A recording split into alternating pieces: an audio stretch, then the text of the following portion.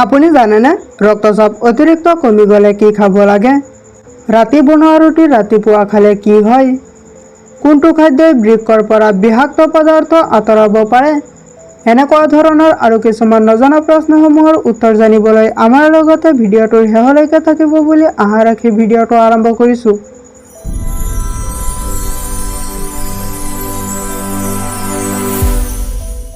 আজিৰ প্ৰথম প্ৰশ্নটো হৈছে ভাৰতীয় সংবিধানত কিমানটা ভাষা আছে? অপশ্যনসমূহ হৈছে ক 22টা, খ 28টা, গ 25টা, ঘ 12টা।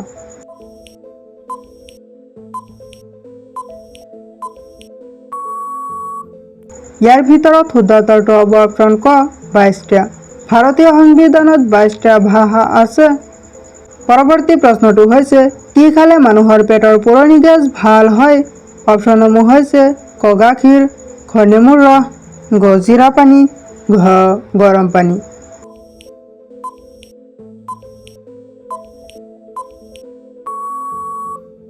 ইয়াৰ ভিতৰত শুদ্ধ উত্তৰটো হ'ব অপশ্যন গ জিৰা পানী। জিৰা পানী খালে মানুহৰ পেটৰ পুৰণি গেছ ভাল হয়।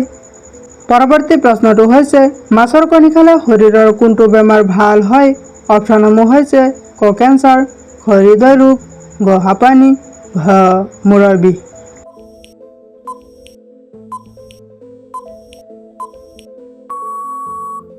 ইয়াৰ ভিতৰত শুদ্ধ উত্তৰটো হ'ব অপশ্যন খ হৃদয় ৰোগ। মাছৰ কণী খালে হৃদয় ৰোগ ভাল হয়। পৰৱৰ্তী প্ৰশ্নটো হৈছে পকা তাল খালে শৰীৰৰ কোনটো বেমাৰ ভাল হয়? অপশ্যনসমূহ হৈছে ক কেঞ্চাৰ, খ জ্বৰ, গ জণ্ডিছ, ঘ বাত বিষ।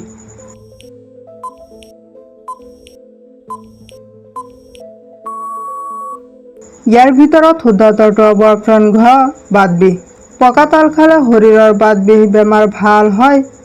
পৰৱৰ্তী প্ৰশ্নটো হৈছে কোনটো ভিটামিনৰ অভাৱত মানুহৰ বাৰে বাৰে জ্বৰ হয়? অপশ্যনসমূহ হৈছে ক ভিটামিন ই, খ ভিটামিন কে, গ ভিটামিন ডি, ঘ ভিটামিন এ।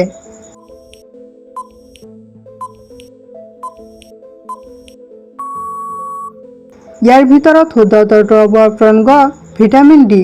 ভিটামিন ডিৰ অভাৱত মানুহৰ বাৰে বাৰে জ্বৰ হয়। পৰৱৰ্তী প্ৰশ্নটো হৈছে দেহৰ পৰা বিষাক্ত পদাৰ্থবোৰ ওলাই দিয়াত কোনটো অংগ সহায় কৰে? অপশ্যনসমূহ হৈছে ক লিভাৰ, খ মগজু, গ কিডনী, ঘ পাকস্থলী।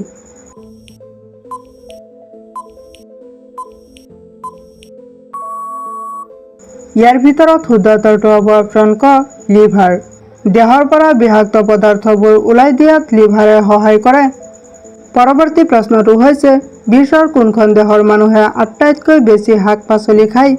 অপশ্যনসমূহ হৈছে ক পাকিস্তান, খ ভূটান, গ চীন, ঘ ভাৰত।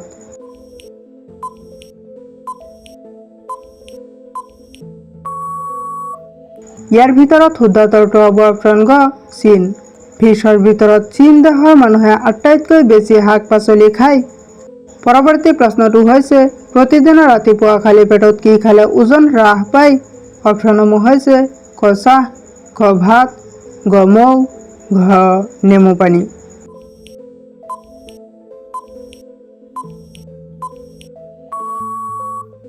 ইয়াৰ ভিতৰত শুদ্ধ উত্তৰটো হ'ব অপশ্যন ঘ নেমু পানী।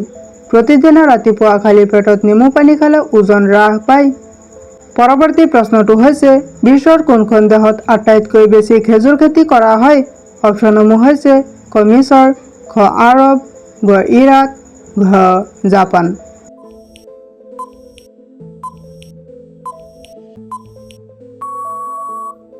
ইয়াৰ ভিতৰত শুদ্ধ উত্তৰটো হ'ব অপশ্যন ক মিছৰ।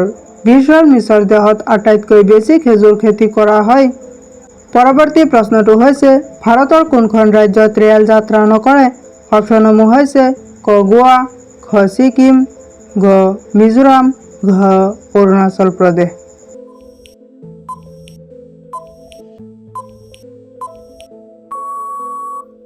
ইয়াৰ ভিতৰত শুদ্ধ উত্তৰটো হ'ব অপশ্যন খ ছিকিম। ভাৰতৰ ছিকিম নামৰ ৰাজ্যত ৰেল যাত্ৰা নকৰে। পৰৱৰ্তী প্ৰশ্নটো হৈছে মানুহৰ শৰীৰৰ কোনটো অংগত ভিটামিন ডি নিজেই উৎপন্ন হয়? অপশ্যনসমূহ হৈছে ক কিডনী, খ লিভাৰ, গ ছাল, ঘ হাড়।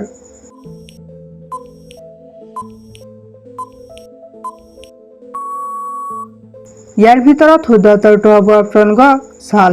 মানুহৰ শৰীৰৰ ছাল নামৰ অংগই ভিটামিন ডি নিজেই উৎপন্ন কৰে।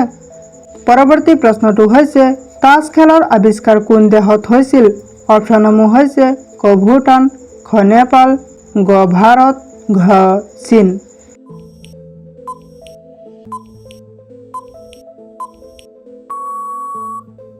ইয়াৰ ভিতৰত শুদ্ধ উত্তৰটো হ'ব অপশ্যন ঘ চীন। তাছ খেলৰ আৱিষ্কাৰ চীন দেশত হৈছিল। পৰৱৰ্তী প্ৰশ্নটো হৈছে প্ৰতিদিনে গাখীৰ খালে শৰীৰৰ কোনটো অংগ বেছি শক্তিশালী হয়? অপশ্যনসমূহ হৈছে ক হাড়, খ দাঁত, গ কিডনী, ঘ হৃদপিণ্ড।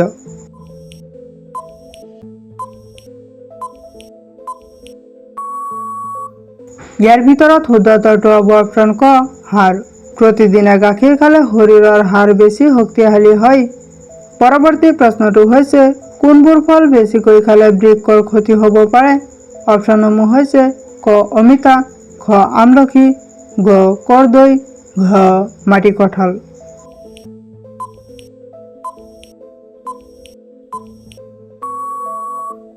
ইয়াৰ ভিতৰত শুদ্ধ উত্তৰটো হ'ব অপশ্যন গ কৰ্দৈ। আপোনাৰ যদি আগৰে পৰা বৃক্কৰ ৰোগ আছে তেনেহ'লে কৰ্দৈ বেছিকৈ খালে বৃক্কৰ ক্ষতি হ'ব পাৰে। পৰৱৰ্তী প্ৰশ্নটো হৈছে পৃথিৱীৰ প্ৰথম বিশ্ববিদ্যালয়খনৰ নাম কি? অপশ্যনসমূহ হৈছে ক এলাহাবাদ বিশ্ববিদ্যালয়, খ পেৰিছ বিশ্ববিদ্যালয়, গ অসম বিশ্ববিদ্যালয়, ঘ তক্ষশিলা বিশ্ববিদ্যালয়।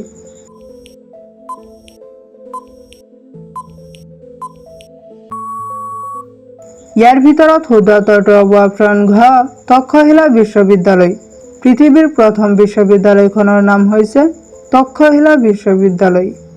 পৰৱৰ্তী প্ৰশ্নটো হৈছে ৰক্তচাপ অতিৰিক্ত কমি গ'লে কি খাব লাগে? অপশ্যনসমূহ হৈছে ক পানী, খ কফি, গ জলকীয়া, ঘ গৰম গাখীৰ।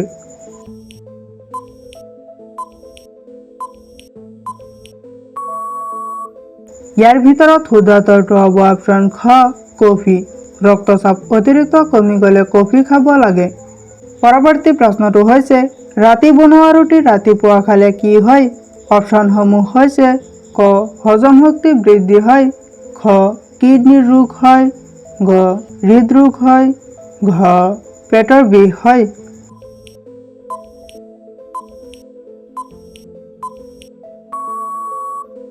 ইয়াৰ ভিতৰত শুদ্ধ উত্তৰটো হ'ব অপশ্যন ক হজম শক্তি বৃদ্ধি হয়। ৰাতি বনোৱা ৰুটি ৰাতিপুৱা খালে হজম শক্তি বৃদ্ধি হয়।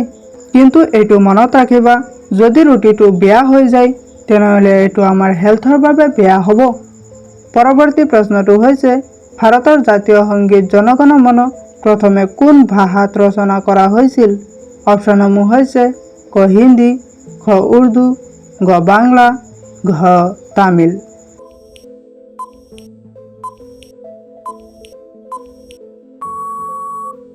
ইয়াৰ ভিতৰত শুদ্ধ উত্তৰটো হ'ব অপশ্যন গ বাংলা। ভাৰতৰ জাতীয় সংগীত জন গণ মন প্ৰথমে বাংলা ভাষাত ৰচনা কৰা হৈছিল। পৰৱৰ্তী প্ৰশ্নটো হৈছে আমাৰ মগজু কেতিয়া আটাইতকৈ সক্ৰিয় হৈ থাকে? অপশ্যনসমূহ হৈছে ক ৰাতিপুৱা, খ দুপৰীয়া, গ সন্ধিয়া, ঘ ৰাতি।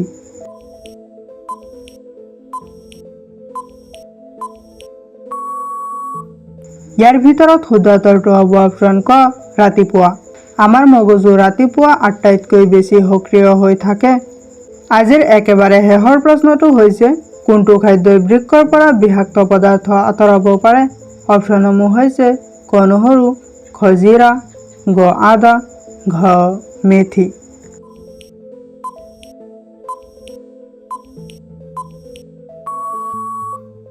ইয়াৰ ভিতৰত শুদ্ধ উত্তৰটো হ'ব অপশ্যন ক নহৰু।